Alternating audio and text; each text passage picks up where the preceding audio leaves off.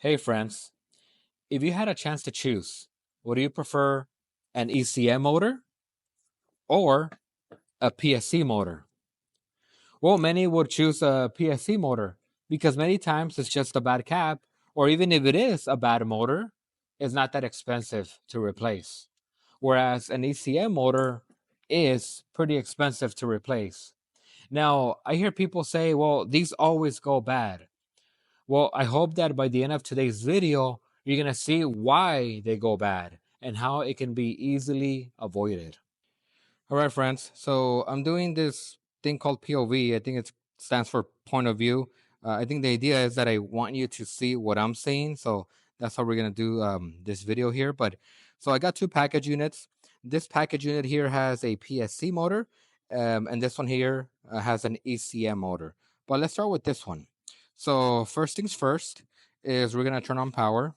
But the idea behind the video is that I want you to see what happens when we have a dirty filter, which I'm going to simulate, or Mrs. Applebottom decides to close all the supply vents. What does that current do to that motor? Does it go up or down? And if it goes down, what happens to that motor, to that PSC motor? So let's go ahead and find out how much current we are drawing. So right now, and technically I'm supposed to have this closed, so because like that it can suck from the return, not so much from here. So let's see if we can just close this. Okay. So right now, let's see if that light kind of helps you guys. 2.6. That's how much I'm pulling, okay? 2.6. So I have to grab it from one of the hot legs because this is a 208, a PSC motor. So I'm grabbing it from this wire. So this wire right here, the red one is sending power to one of the speeds for the PSC motor. But I want to show you this right here. 2.6. Just keep an eye, or kind of just keep that in your memory for a bit. 2.6. I'm gonna go ahead and simulate um supply vents that are closed. So let's go ahead and do that. All right. All right. Get that in there. All right. See, velocity increases, and you would think, well, it's working more. It's working more, right? Well, let's see. 2.6. Look at that amp draw. Now I'm at 1.7. It went down. It went down. One more thing before we come up to the conclusion here. Let's go ahead and take out the plexiglass and simulate a return that's dirty. Let's just close it off, right? Maybe enough so it can breathe. Not so much. Maybe open it a bit more. I think that's good. So 2.6. Now we have a dirty filter or undersized return duct, and it went from 2.6 to 2.08. Okay, so this is what's going on. On the return side, the return is supposed to be sucking air in, and the PSC motor, it likes air, so it likes the air, so it can do some work with it. If I have a dirty filter, right? Because if I can suck, I can blow. If I have a dirty filter, my current or my amp draw for a PSC motor goes down. If I have supply vents that are closed, right? Supply vents that are closed, Mrs. Applebottom decides to close the supply vent, maybe 3 of them because she just doesn't like air hitting her face or for whatever reason. If I can blow, then I can suck. I don't have a lot of work. I don't have a lot of air going in there because I have a blockage on this side. So once again, blockage on the return, dirty filter, undersized return duct, dirty evaporator coil, or my supply vents are closed, my amp draw goes down because I'm not doing a lot of work. And another thing with this, let me just show you one thing here. Let's go ahead and do this one thing first. I'm going to go ahead and I do have to open up this panel for this demonstration here. So I'm going to get my temperature gun. Okay. I'm going to read temperature here. So right now I'm reading between 77 to 80 degrees, okay? 77 to 80 degrees, okay? Just kind of keep that in mind, 77 to 80 degrees. I'm going to get my plexiglass. I'm going to close the supply vent here. And I'm doing the supply because the panel where the motor's at is open, so I can't really do the return. I just want to show you something though, but all right. Blockage on the supply. All right, what was it? 76 to 80 degrees. Let's give it a second. So my current does go down. We already agreed. Let's check the temperature of this. Let's give it a second because it might take a bit.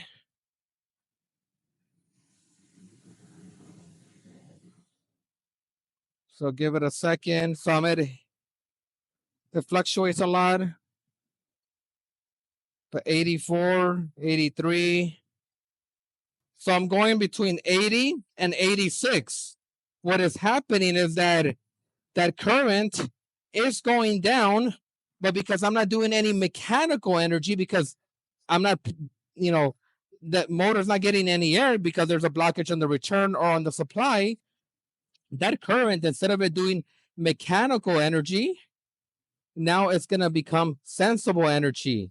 So that sensible energy, that heat, guess where it all falls under? Or where does it go to? It goes to that motor, and that's how motors go bad. So even though I'm pulling less current, it's not becoming mechanical energy. It's becoming sensible heat, sensible energy, and that's how these motors get sometimes hotter than what they should get. They should get according to manufacturer specifications. So yes, PSC motor, guys. PSC motors, dirty filter, undersized duct return, or supply vents that are closed, dirty evaporator coil, anything that's going to cause this motor to pull less air or to push air is going to cause the amp draw to go down, but that motor will get hot, and that's how they go bad. So simply by doing maintenance and doing good duct work, making sure all the supply vents are good, will help prolong the life of this of the PSC motor. All right, so now let's go ahead and move on to the ECM motor. All right, so let's go ahead and now focus on the ECM motor, okay? So let's go ahead and turn on power, right? All right, so let's go ahead and I am going to call for cooling on this example because I'm going to use the cooling speed. This is an ECM motor, so I have a call for cooling, okay? So let's go ahead and get our meter. And let's see how much it's pulling right now. So I don't need the leads for now. So I identified the purple one here to be my high voltage. When you open it, let's see if I can open this. On an ECM motor, you have high voltage right here, present all the time. And then you got your low voltage right here. But my high voltage, you got a purple. You can see that purple wire and a black. But I've already identified the high voltage. So let me go ahead and close that. Okay. And let's go ahead and get the meter and let's see how much current we're pulling right now. So see, right now I am pulling 5, let's see, right there. Let's keep an eye on that, okay? 5.80. So it's fluctuating 5.6 to 5.8. So 5.6 to 5.8. Okay. So what happens when we have a dirty filter or supply vents are closed? And I'm looking for my plexiglass. You know how that goes. You leave it somewhere and then you cannot find it anywhere. So I put it inside here. I got to take it out. So all right, let's do this.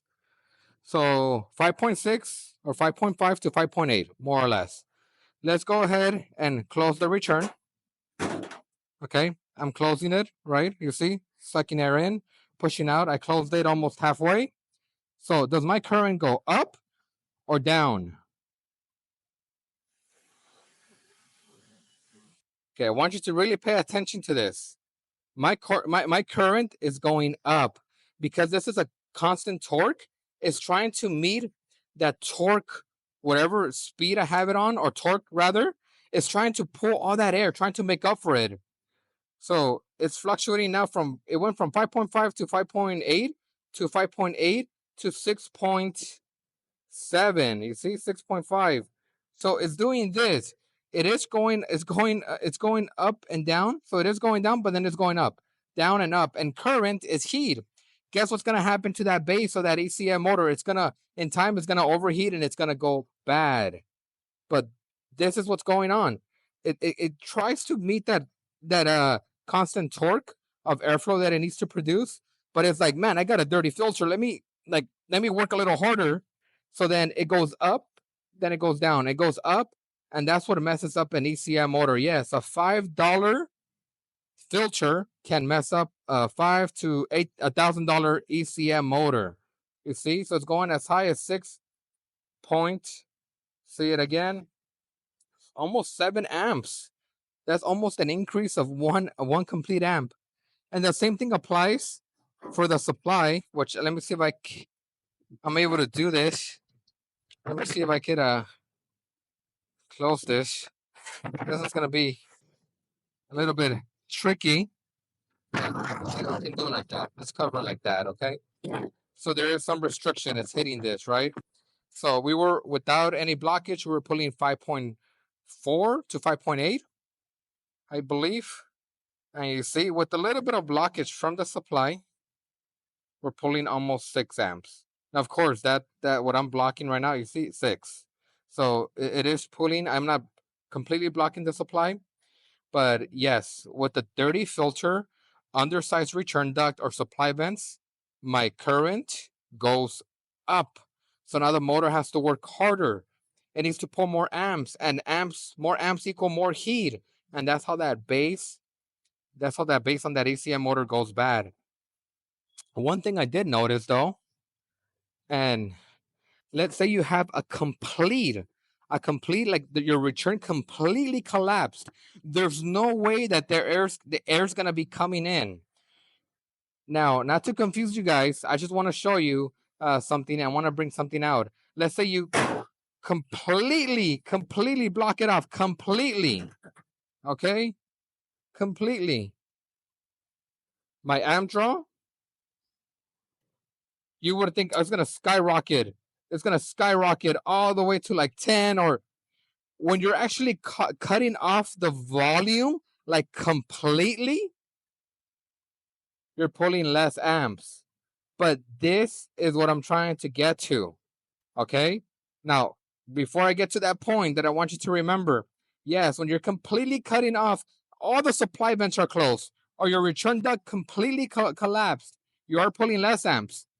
But what is it that you guys most likely are coming across? Actually, the majority of the times, you have a restriction. It's not really where it's completely blocked off. A lot of the times, you have a dirty filter, right?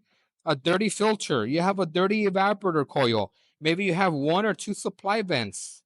In that case, your amp draw is gonna go high. On an ECM motor, it only goes down when you're completely blocked all the air 100%. But most of the times, the majority of the times, you're dealing with the dirty filter, which can be avoidable, a dirty evaporator coil, which can be avoidable, an undersized return duct, which can be avoidable, or even 2 supply vents, that are closed, which can be fixed in a minute by just opening them. And that's what I'm trying to get to, is that the ECM motors, when they go bad, they can be prevented by allowing it to breathe. Let it breathe. Clean the filters, do the maintenance, redo the return duct if it's too small. Yes, ECM motors, the amp draw will go up to try to meet that torque that it's using at that time. It's trying to pull. You see, by covering it, you actually hear it. It's trying to pull all that air in to make up for it, because now it has less to work with. And that's the most common culprit with ECM motors. Hardly ever, although it does happen, will the return duct be completely collapsed. And then in that case, the current will go up. The majority of the times, It's just enough restriction on the return and on the supply where it's gonna pull more amps. And that's how the base of that ECM motor, which is somewhat expensive, goes bad.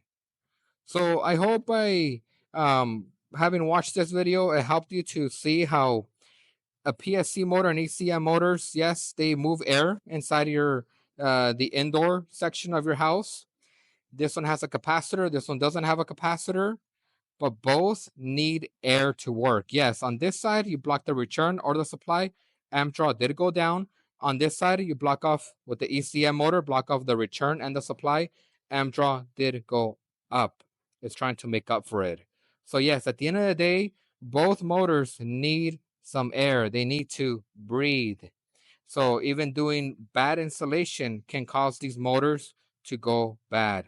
But with just the right maintenance, you can preserve and really prolong the life expectancy of these two motors. Guys, I really hope today's video helped you guys out.